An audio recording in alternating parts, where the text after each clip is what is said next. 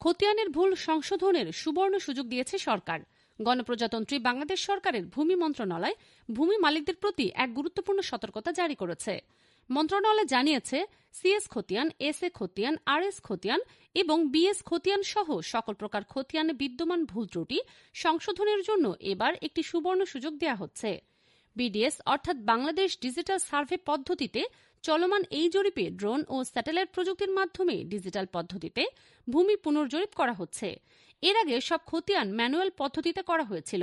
CS খতিয়ান British আমলে 1888 থেকে 1940 সালে সম্পন্ন হয়েছিল, তবে এখনও অনেক ক্ষেত্রে ত্রুটি রয়ে গেছে। এসএ খতিয়ান পাকিস্তান আমলে তাড়াহুড়ো করে সম্পন্ন হওয়ায় এবং আরএস ও বিএস খতিয়ানেও ত্রুটি রয়েছে।